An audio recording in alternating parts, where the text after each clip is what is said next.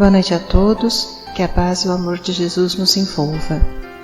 Vamos elevando os nossos pensamentos, nos ligando com o nosso mentor individual, com Joana de Ângeles, Irmã Rosário, Irmã Teresa e toda a espiritualidade amiga nesta casa.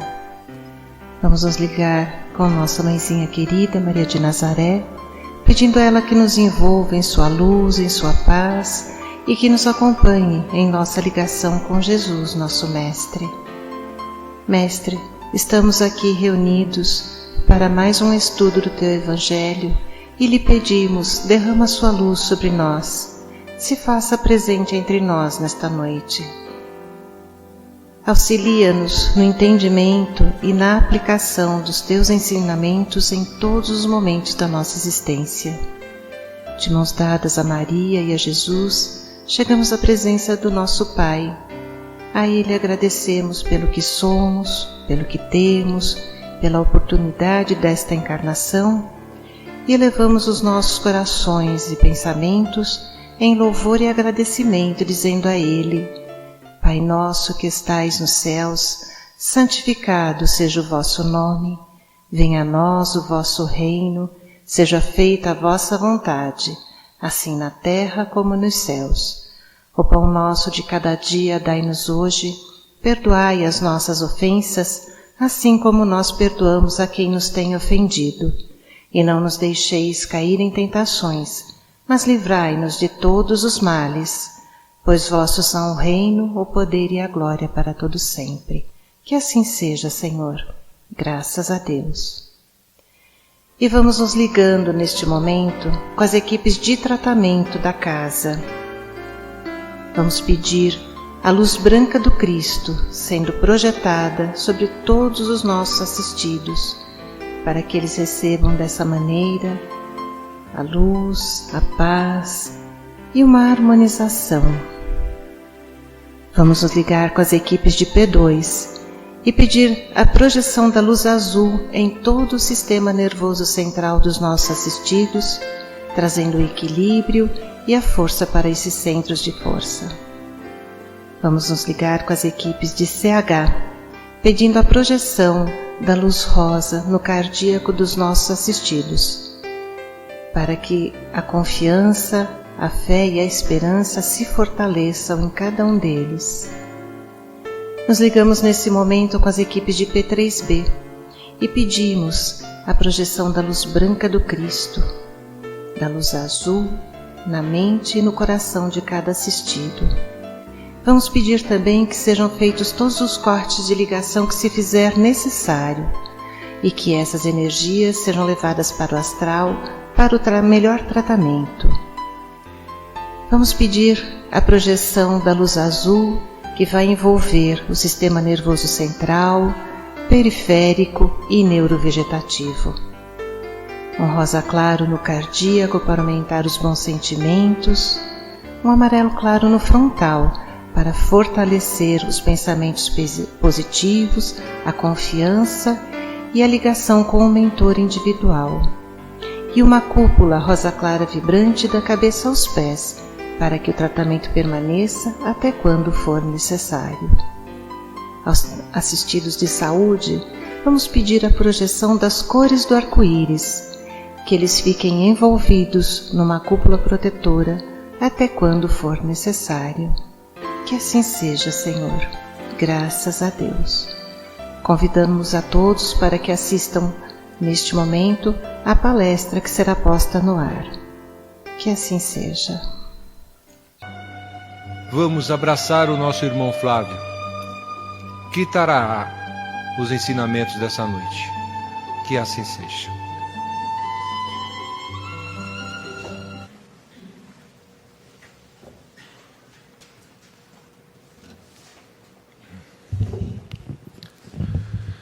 Mais uma vez, boa noite a todos. Os nossos cumprimentos também aos nossos irmãos que nos acompanham pela Rede Mundial de Computadores, através do Facebook Live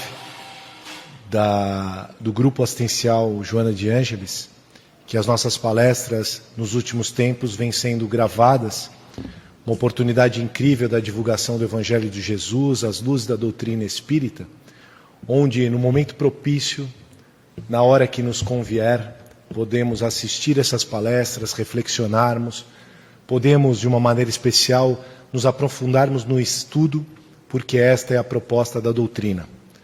Além do ensinamento de Jesus de nos amarmos, devemos nos instruir, porque as pessoas com base, fundamento, alicerce, têm uma condição de enfrentamento da vida muito mais brava, disciplinada, honrada. E quando nós estamos desconhecendo as causas, os motivos, as formas, as vicissitudes e os problemas, fica mais complexo o enfrentamento dos problemas. Então, quando nós conhecemos um pouquinho mais, parece que dói menos. Então, é um estímulo para todos nós. A nossa palestra tem o intuito de uma conversa fraterna, que nós estaremos reflexionando pelo tema da noite de hoje, e que esse seja como uma semente luminosa do Evangelho de Jesus, plantado em nossos corações, e que nos estimule a um processo de continuidade do tema que iremos tratar na noite de hoje. Então nós vamos iniciar deixando uma tarefa de casa, uma lição, para que na prática do Evangelho no lar, ou nas nossas leituras cotidianas, nós possamos nos recorrer ao Evangelho segundo o Espiritismo, capítulo 14, honrar pai e mãe. E nessa semana que nós estamos tratando, nós vamos falar um pouquinho dos pais. Nós, homens, assumimos de uma maneira coadjuvante o nosso personagem na história. O protagonismo sempre fica para as mães. Dado o marketing televisivo, a gente percebe que o incentivo, as propagandas, os oferecimentos de produtos ocorrem muito mais no Dia das Mães do que no Dia dos Pais. O pai sempre vai ganhar meia, cueca e loção pós-barba, né? É o que costumeiramente nós temos como presente. Mas, tirando a brincadeira, estudos científicos, estatísticas, nos mostram que isso é uma realidade. Somos coadjuvantes e não protagonistas da história no cuidado dos nossos filhos. Os dados do IBGE nos mostram que 80 milhões de crianças têm como primeiro responsável uma mulher, consequentemente sempre uma mãe. E que ainda nos dias atuais nós temos mais de 5,5 milhões de certidões de nascimento sem a inscrição de um pai.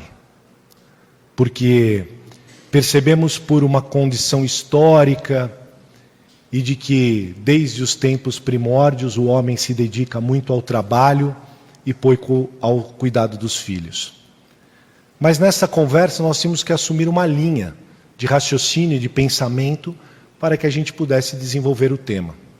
E aí a gente traçou duas condições e duas vertentes muito importantes. Primeiro, o amor do Pai de Deus por todos nós. E segundo, a nossa posição de pais com relação ao cuidado e o amor para com os nossos filhos. E nós não podemos esquecer que esses filhos têm uma responsabilidade muito maior para com os seus genitores, que é a condição do honrar o pai e a mãe. Olhando na época da primeira revelação, o Decálogo de Moisés, todas as condições dos 10 mandamentos envolvem uma negativa de atitude. Não matarás, não roubar, não cobiçar. E apenas uma dos decálogos coloca uma condição imperativa, que é de honrar. Não fala de nós não termos uma atitude, de não fazermos alguma coisa, mas pelo contrário, tomarmos uma responsabilidade para com os nossos pais, que além do amor e que tinha a necessidade da honradez. E se nós pegarmos o Evangelho segundo o Espiritismo, os ensinamentos de Jesus, existe uma confirmação desse mandamento de uma maneira muito enfática. Porque independente dos nossos pais e do que eles nos ofereceram, cabe a nós no processo evolutivo honrá-los e amá-los além daquilo que nos foi ofertado. Mas muitos filhos rebeldes, assim como se revoltam com Deus, porque não recebem algumas das suas rogativas e dos seus pedidos, e questionam a bondade da divindade, muitas vezes nós questionamos esse amor, esse respeito, ou essa falta de atenção que os nossos pais nos ofereceram. Todos nós aqui presentes somos filhos de um pai e de uma mãe, e muitos temos uma experiência positiva de que os nossos pais superam as condições estatísticas. E eu, na condição de pai, procuro a todos os instantes exercer para com as minhas filhas uma condição muito amorosa, mas ao mesmo tempo muito enérgica. E essa é a responsabilidade da condição masculina. E se nós formos analisar os processos reencarnatórios do nosso espírito, nós temos experiências nas condições femininas e nós temos experiências nas condições masculinas. E não analisando somente a condição de gênero, mas nós percebemos que existem muitos homens truculentos, broncos, vios ou até mesmo violentos, que têm esse processo encarnatório para o aprendizado da doçura e do amor, para que haja um processo de equilíbrio para a busca da perfeição, onde os homens e as mulheres, de uma maneira equilibrada nas suas qualidades e predicados, têm uma condição de evolução, de angelitude, assim como nos é proposto atingirmos um nível evolutivo que é muito equilibrado.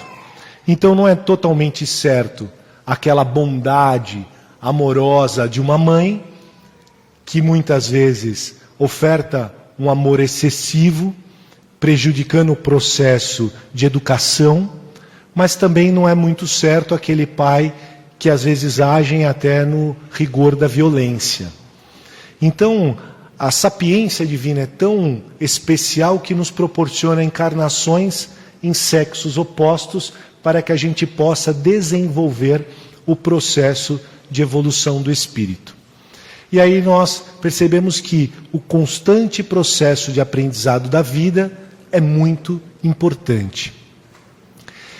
E na fase em que nós nos encontramos, cristãos espíritas, e que percebemos que aqui estamos para um processo de desenvolvimento moral, de reforma íntima, de reconstrução deste ser, nós temos que ter uma aplicação absoluta. E nem sempre é simples as relações familiares, emocionais com os nossos filhos. Nós podemos questionar muitas vezes a ausência de um pai ou o excesso da presença. As fórmulas no processo educativo são muito difíceis de serem exercidas, porque tratam da relação humana, onde muitas vezes nós podemos nos decepcionar ou muitas vezes nós podemos nos surpreender. E analisando a condição das ofensas e a necessidade do exercício de perdão, queria trazer a analogia de que muitas vezes nós somos ofendidos e não conseguimos perdoar, ou é muito árdua essa missão caridosa de exercer o perdão, porque nós estamos, na grande maioria das vezes, decepcionados pelos fatos.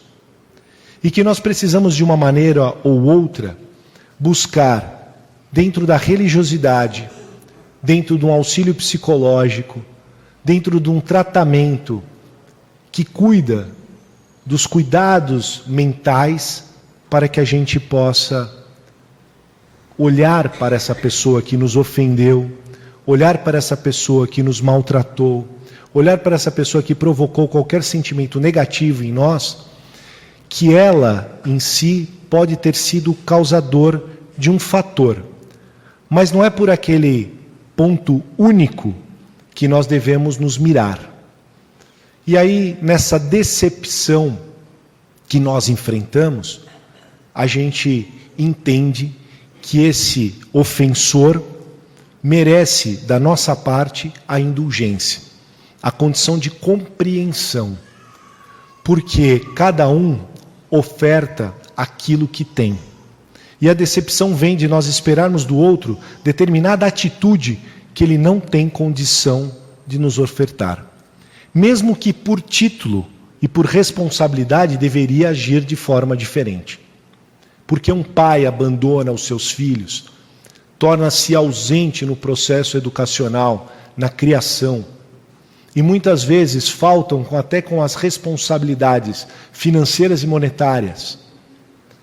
E aí a gente percebe que esta é uma oportunidade de aprendizado. E que pela misericórdia da reencarnação, aquela família se encontrou no mesmo núcleo para parar arestas de problemas adquiridos em condições anteriores. E aqueles que brevemente conseguirem compreender essa problemática, mais felizes serão. Porque nesta organização da família, no altiplano espiritual, no ministério da reencarnação, todos esses espíritos afins, com um propósito de evolução conjunta, são cotizados e organizados no plano material, numa família. E quando ocorre uma dissensão, uma separação ou uma falência, é pela falha ainda humana que nós nos encontramos. E cabe àqueles que se sentiram ofendidos exercerem de maneira especial um perdão, uma indulgência, uma compreensão pela negligência do outro, para que não haja os processos civis que hoje nós encontramos, que hoje nós presenciamos, que às vezes são muito mais graves do que as ofensas cometidas.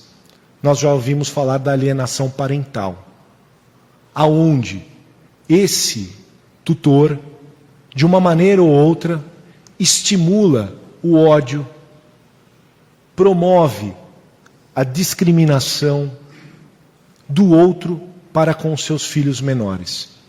E esses não têm a capacidade ainda, por não atingirem a fase adulta, de ter uma compreensão de que aqueles dois seres que ele ama tanto, que ele tem tanto apreço, qual atitude que eles têm que ter para com eles. Do que está separado, a possibilidade da ausência permanente. E do que está junto, a possibilidade do exercício da falta de recebimento do amor. Olha que triste essa circunstância. E que nós devemos ter um cuidado absoluto para com essas situações. E somente essa doutrina bendita nos oferta a possibilidade de compreensão para essas circunstâncias. E que muitas problemáticas ocorreram pela nossa falta de cuidado ou de negligência. Esse volume de 5.500.000 pais que não ofertaram os seus nomes nessas certidões de nascimento, pode ter ocorrido por relacionamentos fortuitos, não embasados no amor, e que parte desta responsabilidade também era da mulher. Mas não isenta este ser masculino de ter as suas responsabilidades. E aí nós temos que partir para duas vertentes. Uma é a lei dos homens, que regulamenta de maneira especial, pela condição jurídica, a responsabilidade pelo teste de paternidade comprovado, que ele cumpra minimamente com as suas obrigações financeiras. E se nós analisarmos, esta condição é mínima perante todo um contexto que uma família necessita. A visão masculina, a visão feminina, a estrutura familiar, as bases e alicerces. E nos dias atuais nós percebemos que muitos casais acabam se separando porque desistem de continuar o processo de luta, de aceitação, de aceitar o outro como ele é.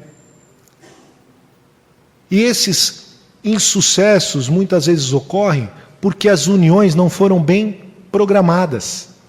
Porque nós imaginávamos que nós teríamos a capacidade de mudar o outro com o simples fato do casamento. E que aquela pessoa assumiria uma outra postura, uma outra responsabilidade, se estivessem juntos e casados. e aquele velho ditado. Nasceu daquela forma. E a possibilidade de mudança é mínima. E foi uma tratativa de ilusão. E aí vem a decepção. E parece que essa condição vira uma ofensa profunda. E aí quem sofre? Ambas as partes e os frutos deste relacionamento.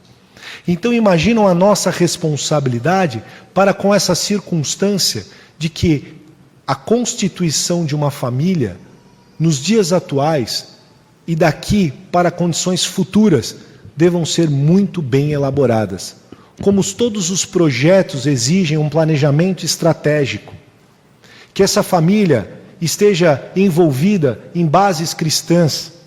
Estamos falando aqui de nós, no Ocidente, onde o cristianismo é muito presente, aonde os exemplos do Cristo embasam muitos lares, mas uma condição de conduta, de responsabilidade, de respeito para com a vida e para com o mundo, num processo de transformação. Todas essas responsabilidades que assumimos, seja como um companheiro, marido, mulher, e seja como um pai e uma mãe, nos atribui uma carga de responsabilidade muito maior do que outras pessoas. E aí a doutrina dos espíritos muitas vezes nos coloca uma pergunta de que aquelas famílias que se unem e não promovem a continuidade da espécie ou que não têm filhos, vão responder por isso. Porque parece ficar uma obrigatoriedade de que um casal, quando se une, deva ter filhos. E aí a gente lembra os ditos populares, né? As pessoas começam a namorar, logo perguntam se vão casar, aí quando casam já perguntam se vem filho. E muitas vezes esses casais enfrentam uma dificuldade incrível, desejam a maternidade, mas não conseguem. E aí vem aquela cobrança absoluta. Então nós temos mais uma condição de imposição da sociedade do que de realidade do processo de formação de família. Por que estamos constituindo família? O Evangelho nos esclarece que muitos dos males que somos acometidos são dos males que nós mesmos amontoamos sobre as nossas cabeças.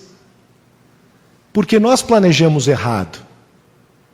Então a pessoa, primeiro, quando casa, é um príncipe. Mas depois de algum tempo ele vira o sapo. É o processo inverso. Nós começamos a perceber os defeitos de cada um. Falávamos nos modos antigos que as pessoas só se conheceriam depois que comessem um saco de sal. Aí, como nós somos mais jovens, achamos que é aquele quilinho da lebre que vende no supermercado. Aquilo é fácil. Depende do consumo, né? Depende da forma que a família se alimenta, aquilo acaba em 2 meses. Muito pouco. O saco de sal é aquele saco antigo que eram comercializados. E só assim a gente vai conhecer as pessoas. Quanto dura um saco de sal daquele? 40 anos? Então está 40 anos juntos e não se conhecem. Então é um processo que você formalizou, que você se inscreveu voluntariamente para o enfrentamento daquela circunstância. Então quer dizer que a gente casou para sofrer? Não. Casou para que a gente possa desenvolver-se conjuntamente. E aos olhos da doutrina espírita, esses espíritos afins evoluírem também conjuntamente. Porque se nós negligenciarmos em um aspecto ou em outro, seremos cobrados. Na instrução dos espíritos no capítulo 14, coloca que em determinado momento seremos chamados a dar conta daqueles espíritos a nós confiados. E o que fizerdes? E a penalização que nós receberemos, caso negligenciamos os processos de cuidado, será de ver esses filhos lá na frente, falindo, tendo problemas, insucessos, e que pai nenhum se satisfaz com essa situação. Se nós que não somos tão bons assim, Sabemos dar boas coisas aos nossos filhos. Como diz a passagem evangélica, se um filho lhe pedir pão, nós não teremos coragem de oferecer uma pedra. Se o filho nos pedirmos peixe, nós não temos coragem de oferecer uma serpente. Quiçá o Pai sabe dar boas coisas a todos nós. Então, se Deus dá boas coisas a todos nós, essa família que Ele nos deu a oportunidade de administrar, é de nossa responsabilidade fazê-la sair vitoriosa até o desencarne. E investirmos de maneira dedicada para que obtenhamos sucesso. E aí muitos casais e muitas pessoas podem nos perguntar, mas e se falirmos? E se o processo da separação ocorrer? Seremos obrigados a nos reencontrar em outra oportunidade e reparar os males que não ajustamos nesse processo encarnatório. Ah, Flávio, mas meu caso deve ser diferente. Findou-se na separação. Nem eu lembro dele, nem ela lembra de mim, e assim estamos. Pode ser? Pode, mas na minoria dos casos. Quem quiser uma explicação um pouco melhor pode pegar a indissolubilidade do casamento constante no Evangelho. A doutrina espírita não é a favor do divórcio. Porque a doutrina católica ou outras profitências religiosas não aceitam esse processo. E se esse casal depois se encontra em outro companheiro, outra companheira e querem se casar, a igreja não autoriza.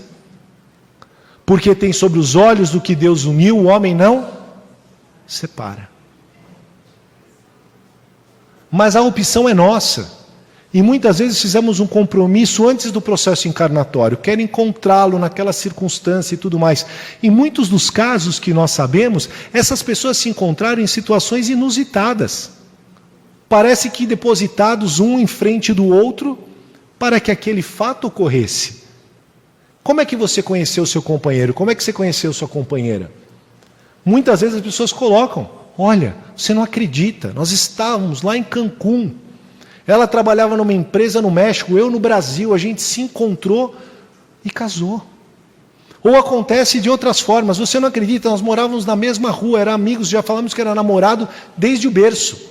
Estamos juntos até hoje. Então são muitos dos fatos e dos casos que nos tornam marido e mulher e muitas vezes, consequentemente, pais e mães. E esta é a responsabilidade maior e que se nós seguimos e somos imagens semelhantes à do Cristo e de Deus, cabe a nós nos mirarmos no exemplo dele.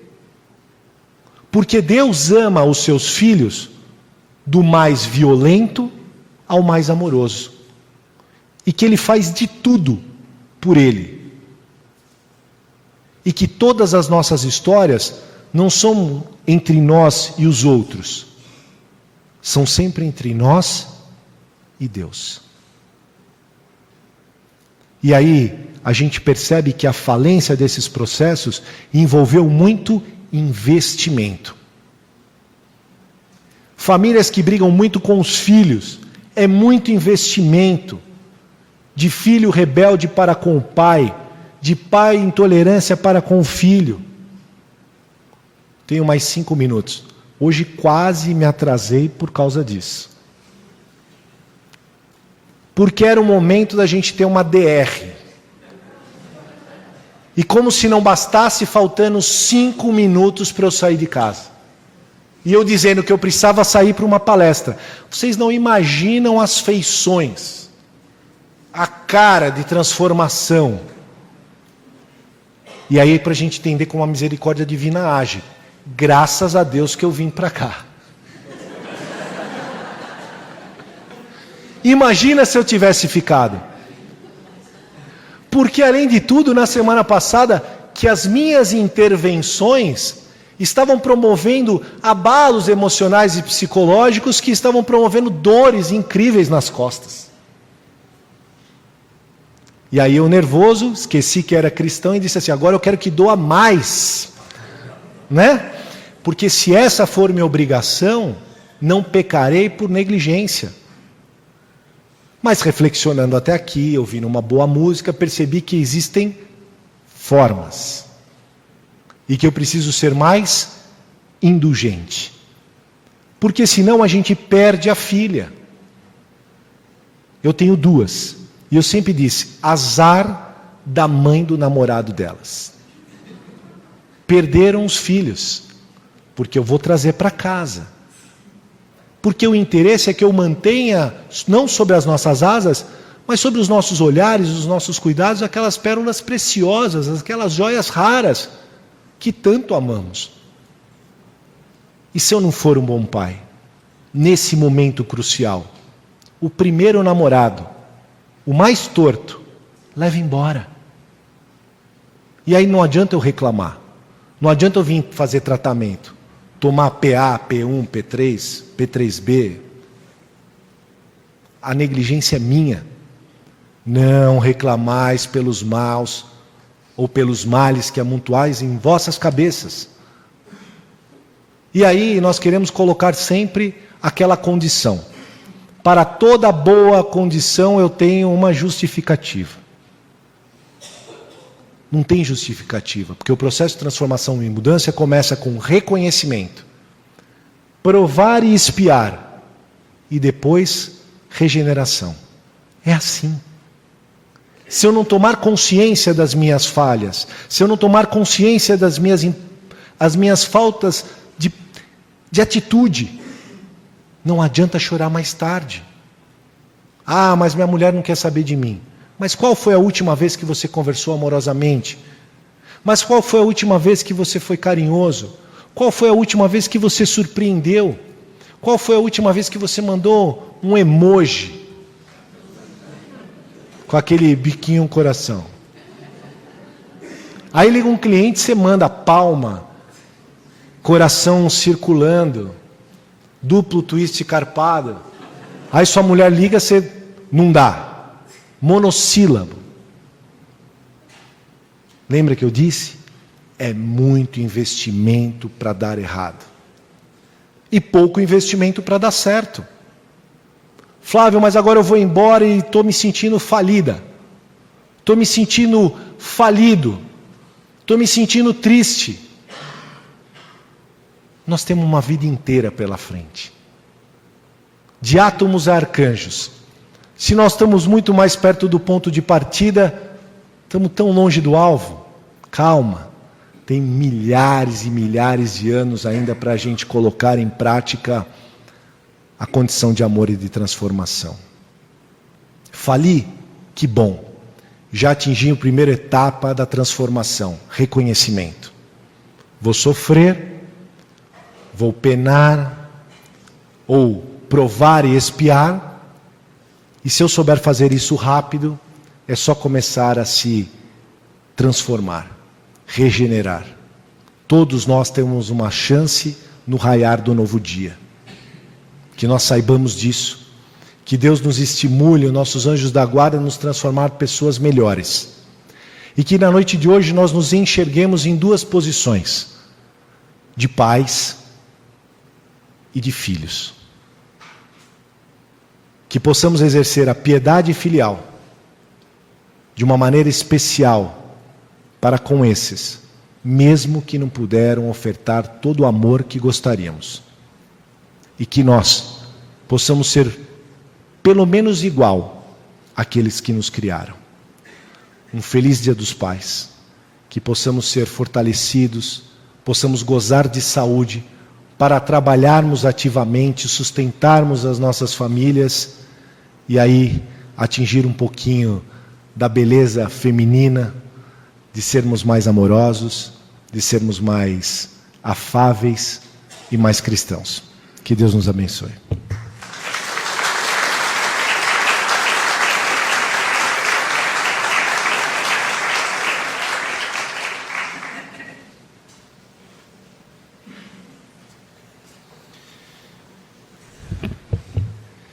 E assim, mais uma vez vamos agradecendo por tudo aquilo que aqui recebemos nessa noite. e que tanto já ouvimos em dizer que as maiores provas estão dentro da nossa família. E como o Flávio mesmo disse, são oportunidades que o Pai nos dá de reconciliarmos, de nos acertarmos.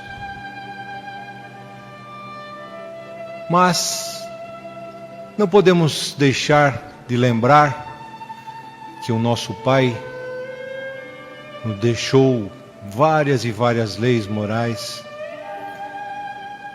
e que, em colocando em prática, talvez possamos amenizar um pouquinho dos momentos atribulados que temos diante de nossas famílias.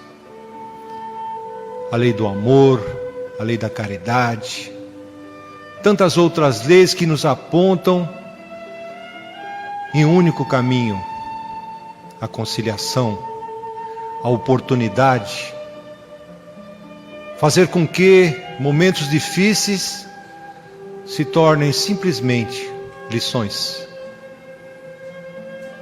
e que a cada dia vamos ultrapassá-las, vamos aprender a lidar com elas.